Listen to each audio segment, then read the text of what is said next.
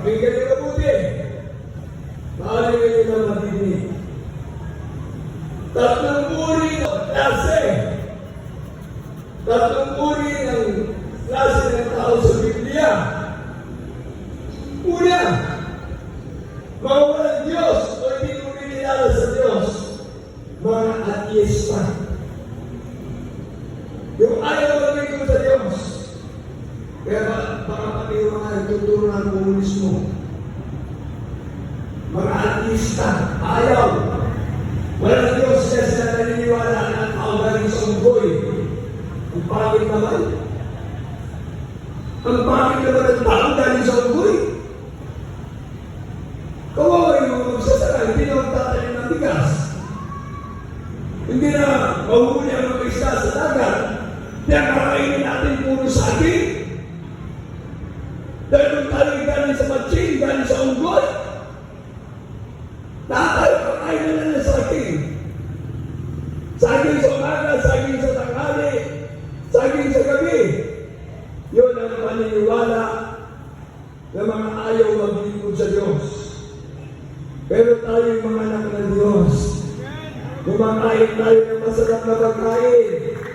Nandito ka sa likod ko, Jollibee, Chowking, Inasal, Shakey's, McDo. Kung ikaw ay matching, papasok ka dyan. Tao ka. Tao tayo. Amen. Sarap-sarap kumain eh. Pero lang yun, pag kumakain ako, sumasakit ang tiyan ko. Pinagpapasin ko naman ang ino, kaya hindi ako tumataba eh. Pag nararamdaman ko na kumain ako ng umaga, pagdating ng gabi, ang sakit ng tiyan ko. Saan ko nangyari? Kaya binibiro ko yung mga anak ko eh. Ano ba binibiro yung pagkain sa akin mga may laso? Pati yung nagluluto, ano ba yan? Kakainin ko, pagdating ng gabi, masakit ang aking tiyan. Tapos pagdating ng madaling araw, tatakbo ako sa CR. Pag-NBA na. Saan ko na nangyari? Yung pala, meron kaming aasikansin ng mga pagpusada. Kailangan ng prayer and fasting.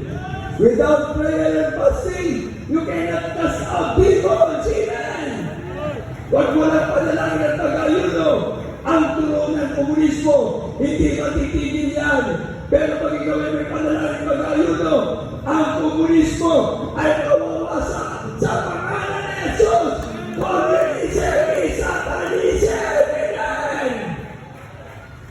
Impika, gusto mo pumunta sa impyerno?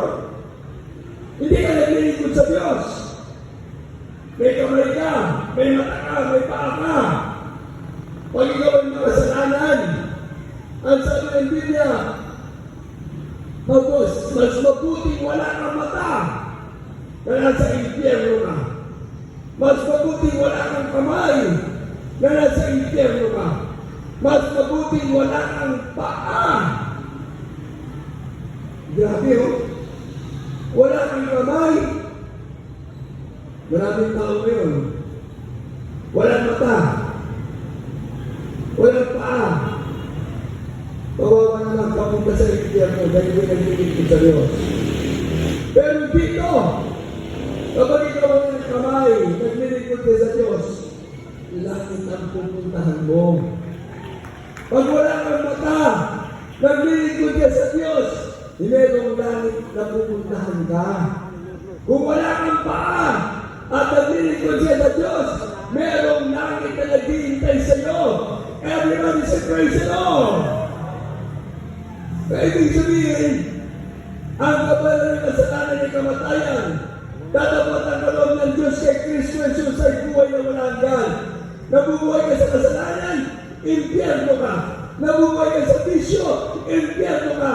Nabubuhay ka sa reliyon, sa pagsamba sa demonyo, sa liputo sa Diyos sa impyerno ka. Dahil sabi ng Biblia, ang Diyos ay Espiritu. Sa may ang Diyos sa Espiritu. Umayroon ka na ng buhay na walang hanggan. Everyone say praise the Lord.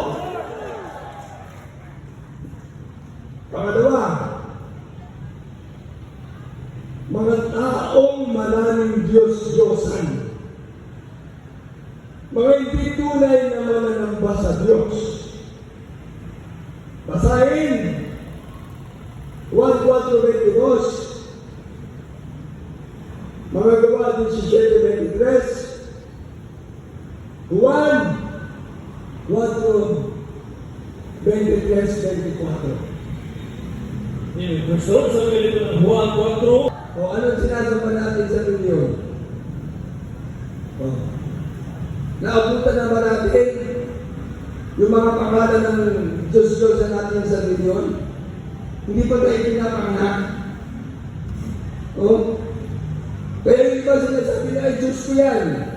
Kasi na yung pag nadudulas ka, si Maria din ang tawag. Diyos na rin si Maria. Oh, nadulas. Diyos ko po. Ako Diyos. Ako Maria. Ano pangalan ng Ako Diyos? Mabuti pa sa Maria na mawagit. Hindi kilala ang Diyos. Sa Biblia ang Diyos ay wala iba kundi si Jesus. Si Jesus ang ating tagapagligtas. Siya yung Diyos na nagkatawang tao.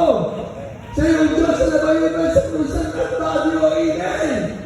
Hindi ang mga ribulto, hindi ang mga Diyos-Diyosan. Hindi natin kilala yung mga ribulto. Pinaglilikuran natin. Inaakab, sinasamba. Darating tayo dyan mamaya. Mga taong tunay na mananamba sa Diyos. Yung una, klase ng tao, mga walang Diyos, o hindi kumikilala sa Diyos. Number 1. Number 2, mga taong maraming Diyos-Diyosan, hindi sa Diyos naglilingkod sa mga Diyos-Diyosan. Ang pangatlo, mga taong mananamba sa Diyos, sinasambang Diyos sa Espiritu at katotohanan. Panampakan natin mga Panginoon. I-shortcut ko kayo. Andaan nyo ito. Dati ang isang araw na magaganap sa ating bansa, sa buong mundo, ang tataka ng 666. Delikado ito. Listen carefully, beloved brethren, beloved people of Abra. Listen carefully. Dati isang araw, nasa Revelation chapter 13, 16 to 18. Lahat ng mga tao sa mundo, lahat ng tao, lahat ng gobyerno sa mundo, lahat ng reliyon sa ibabaw ng mundo, nandyan sa Revelation chapter 13, 16 to 18. Pasahin mo natin yung verse 6. 16. Revelation 13 verse 16. Dito po sa